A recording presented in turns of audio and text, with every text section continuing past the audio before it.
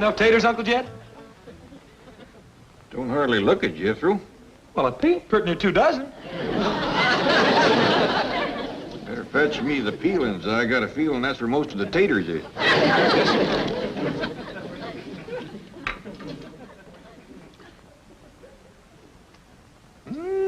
Doggies. How's it taste, Uncle Jed? Pitiful. Maybe them peelings will help. Dump them in.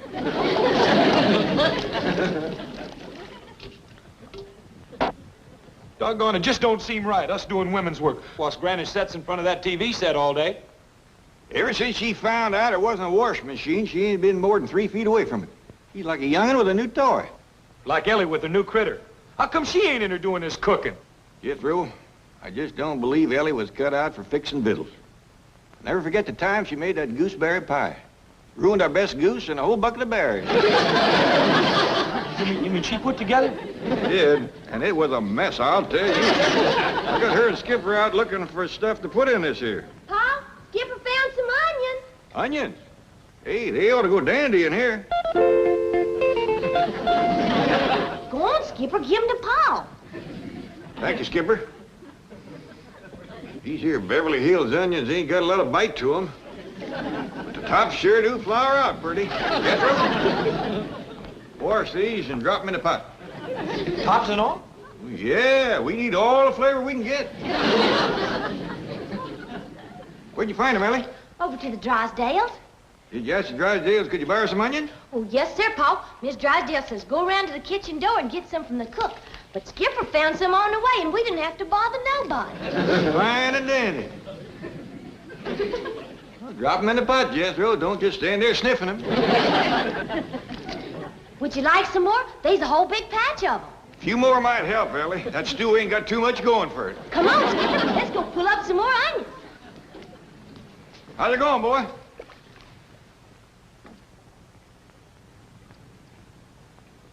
Better? Still pitiful. Even these onions ain't doing nothing. We just got to get Granny to help us. You ain't gonna pry her loose from that TV set now. This is the time her favorite is on. You mean that big strapping cowboy star? That's right. Marshal Quirt Manley, 2-gun tamer of the Wild West. Look out, Quirt!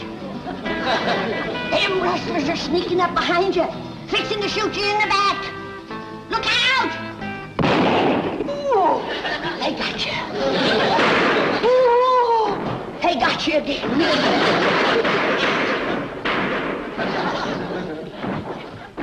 Oh, you're done for now, Quirt. That's it, you dirty coward! Right off and leave him with a back full of bullets!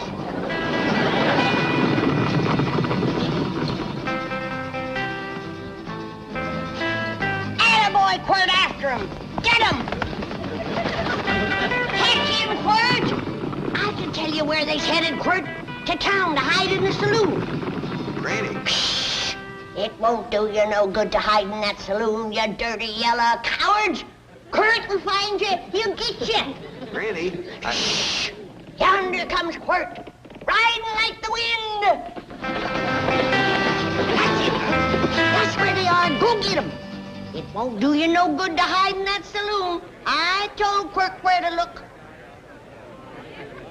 Say your prayers, yellow bellies. I'm coming in. is he gonna tackle that whole saloon full of bad men all by himself? You betcha. Quirt Manley don't need no help. Even with 30 or 40 bullets in him, he's more than a match for... He's lighting into him.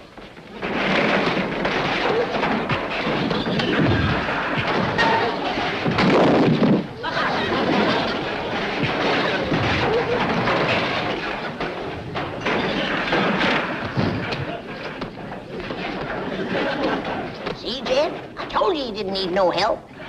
Look at them run, the yellow bellies. He's right smart of a man, all right. Old Quirt chased them clean out of town. Next time, I won't go so easy on you. Yes, sir, Granny. He sure is a rip-snorting fighter, old Quirt. Well, look yonder. Now he's fixing to wrestle his horse. No, Jed. After a fight, he always hugs old Silver Trigger. And then he rides off into the sunset. See? Fine figure of a man. Sits tall in the saddle. Well, don't he have no sweetheart like Hoot Gibson always had? No. Ain't no girl good enough for Quirt Manley. He only loves his horse and his dog. Him and Elly sure hit it off. Both of them being fond of critters and neither one of them having a sweetheart. Yonder goes the man for Elly May. If he can tame the whole Wild West, I reckon he can tame one wild girl. Leastwise, he'd have a fighting chance. Whereabouts would a fella go to find old Quirt? Off into the sunset, I reckon. That's where they always go. Mighty big place to commence looking. Sorry, Skipper, but you must not uproot Mrs. Drysdale's prize, Bulbocodium vernum. That's the botanical term for daffodil. Now, if you're a good boy, if you're a good boy, Jane has a reward for you. A genuine, Quirt Manley cowboy outfit. Bet you like it.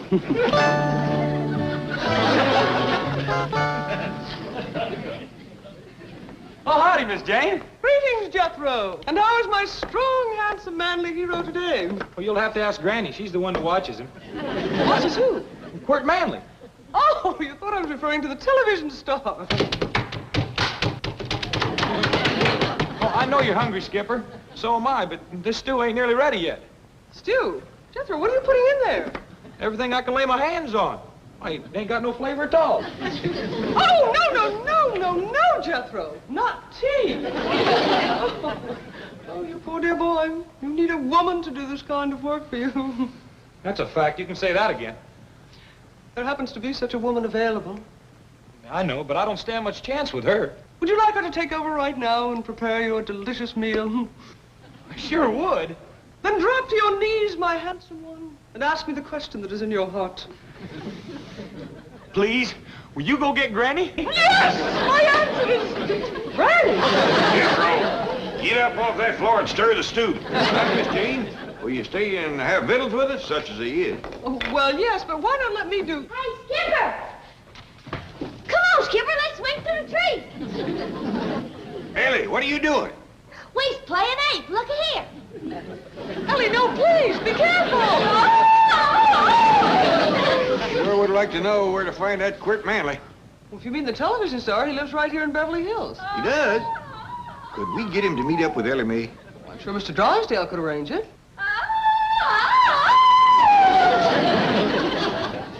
I sure wish he'd hurry. That little monkey's liable to get himself hurt.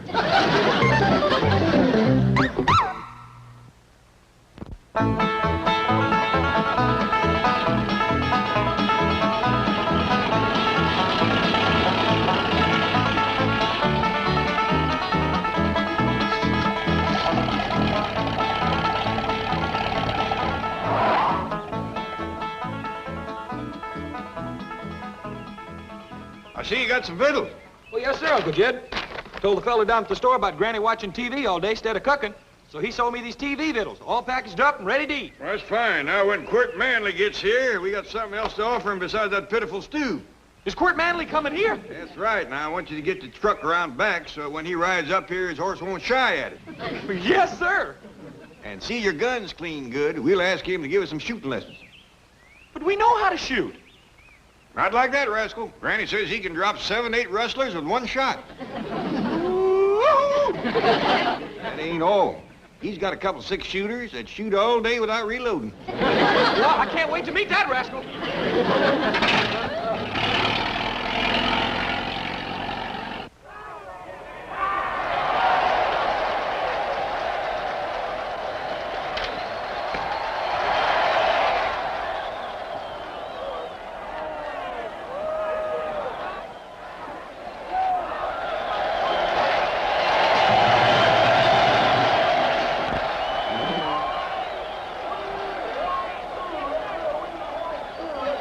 What are they scrapping over, Granny?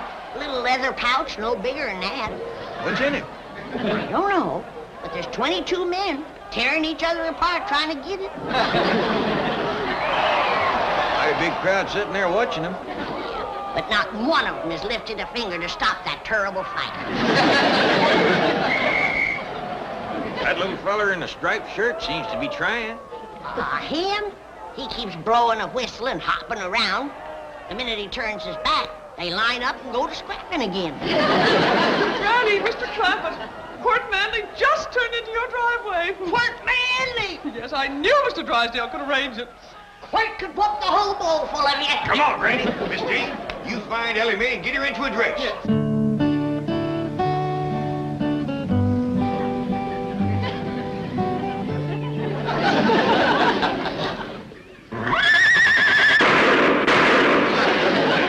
That's Quirt, all right. I'd no silver triggers in any place. What about them 2 gunshots? Brace yourself, kid. We're liable to find 30 or 40 rustlers laying out front.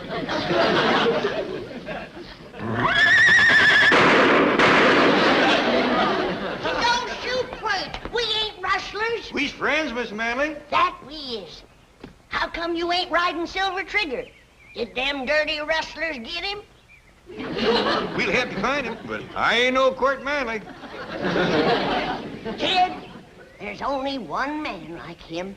Why, he's the biggest, the bravest, the fightingest, the strongest, the hard-ridingest, and the straight-shootingest man alive.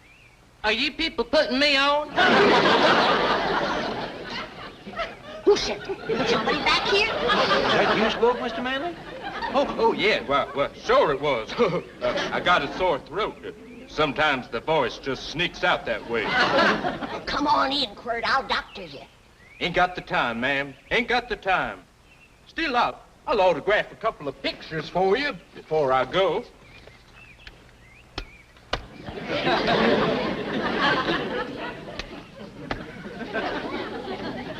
There you are. Well, so long now. I got to be driving off into the sunset. Wait a minute. What about Elly Mae? Elly Mae? Well, sure. There you are.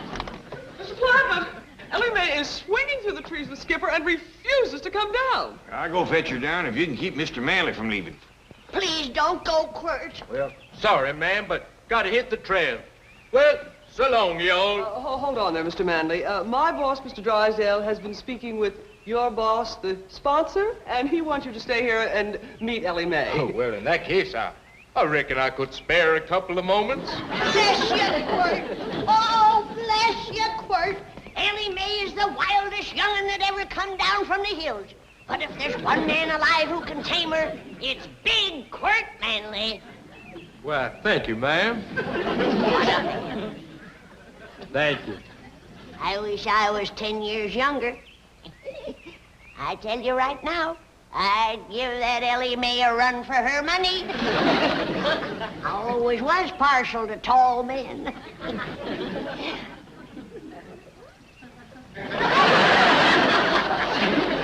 Come on, Quirt. You and me are gonna heft a jug together. Oh, I know you don't drink, but it won't hurt you to fall off the wagon just once. Elly Mae, I don't want no more arguments from you. You get up them back stairs and change into a dress. Well, why can't I wear cowboy clothes like Quirt Manley? Because a man like Manley wants a woman that's womanly now. Jethro, what are you pouring into the stew? Cornmeal. Gives it some body.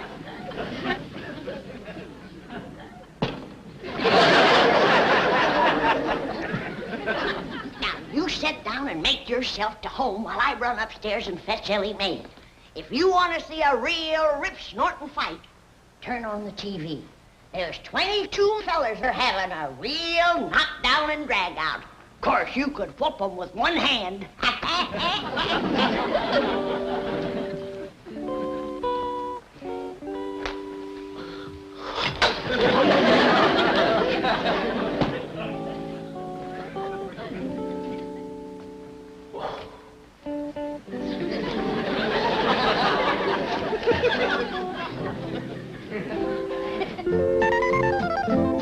Lovely, Elly Mae. Simply lovely. Here. I'll go the back way and get your father. Yonder he sits. That's him, with the broad shoulders and hat. tall in the chair, don't he? Sure does, Granny. Wait till he stands up. Your heart will jump right into your mouth. Mr. Manley, this here is Elly May. Howdy do. Glad to make your acquaintance. Dad! The rustlers must have jumped first whilst we were out. Look, look! We gotta catch him, Granny. They done run off with the best part of it.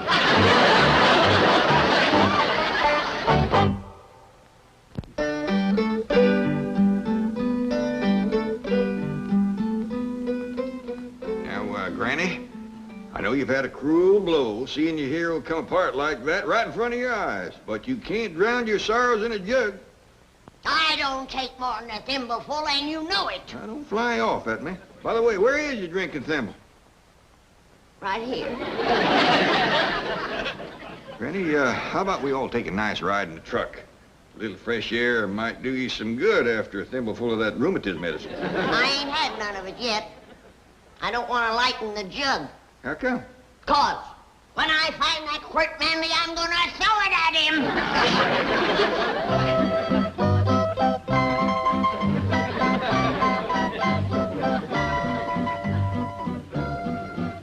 Gee, that's the first time I've ever seen a swimming chicken. Shucks, that's nothing. I got a cat that swims, too. And a rooster that plays dead, a dog that climbs trees, and a turkey that shakes hands. My goodness, I just love animals like these. That is, the little ones. Big animals like horses kind of scare me. You ride like the wind on TV. Oh, that's not me, Elly May. That's my double. He does my riding, shooting, fighting, falling off cliffs and things like that. I have another double who does the deep voice for me. I call him my double-double. What do you do, Mr. Manley? Oh, please, Elly May. Call me Henry. That's my real name, you see.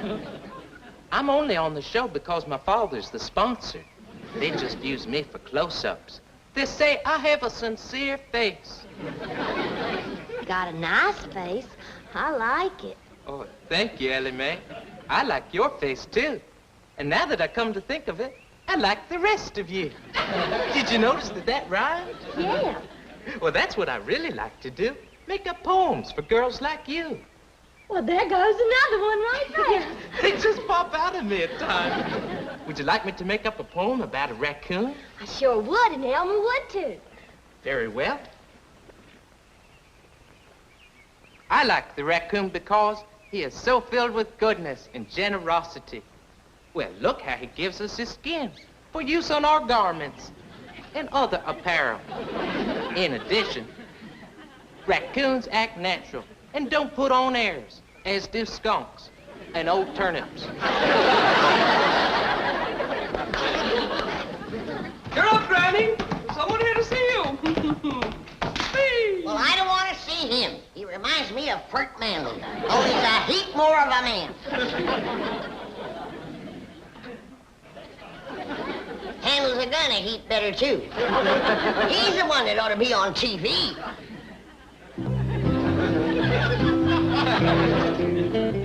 Hi, Elly May. Hey, excuse me, little fella. Can you tell me where I can find Mr. Quirt Manley? I noticed you was toting his hat for him. Well, this here is Quirt Manley, Jethro. Stop joking, Elly May. I'm in a hurry. I want to ask him if I can borrow his pretty car to drive around the block a couple times. Oh, yes, you may, Jethro. The car belongs to my father, so it's all right. Yoo-hoo! Hey, do you think he'd tear me to pieces if I borrowed his hat, too? I can promise you he won't.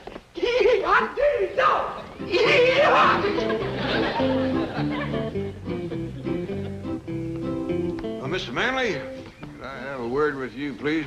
I know what you're going to say, Mr. Clampett, and I don't blame you for wanting to shoot me. Oh, ain't nothing like that at all. I just want to talk to you about Granny. Guess I must have been a terrible disappointment to her. She is a mite let down, but I think we can pull her out of it if we all tug together. Now, first off, I'm going to learn you how to shoot a gun, and Elly here is going to learn you how to fight. I'm afraid of guns, but I might like learning to fight.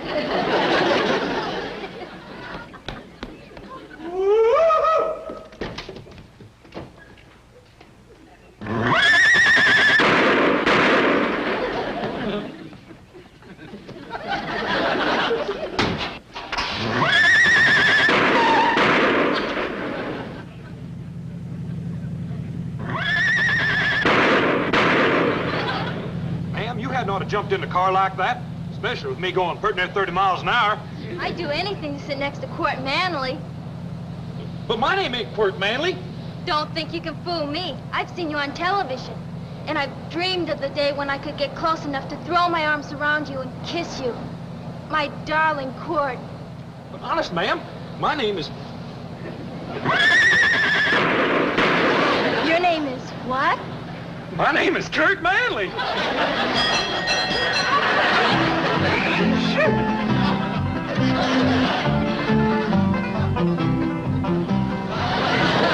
fight over me, girls. There's plenty for everybody.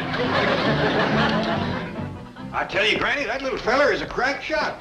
He can stand on our front porch and light a match clean out by the front gate with a 6-shooter. I don't believe it. Come on out, he'll show you. Jed tells me you're pretty good with them 6-shooters. Granny, he's a blue-tailed marvel. He's gonna whip out them guns and bam, bam, bam, light them 3 matches stuck in the ground down there this side of the wall. I believe it when I see it. All right. Where you going? Oh, I can't bear to watch him. He puts me plumb to shame. Well, come in shooting.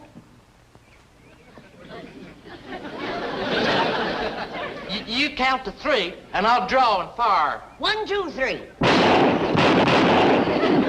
Well, I gotta admit, that's pretty good. Why, you ain't even drawed your guns, you little faker, you! Granny, hold on! That little sawed-off faker out of here! But Elly's right fond of him. You see, Granny, some heroes is fighters and some heroes is lovers, and I reckon that little cowboy is a lover. Oh, gosh. I'm gonna get my shotgun and blast the inside out of that lying TV set, and if he ain't gone by then, he's next. Granny, wait.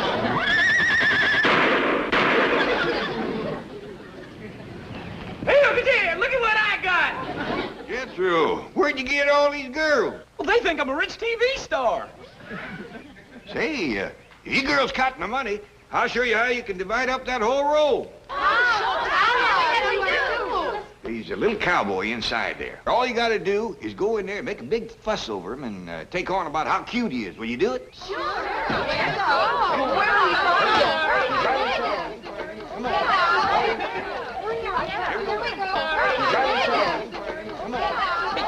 But Uncle Jeff, them girls was mine. You'll get him back, Jethro, as soon as they show Granny what a ladies' man little Quirt is.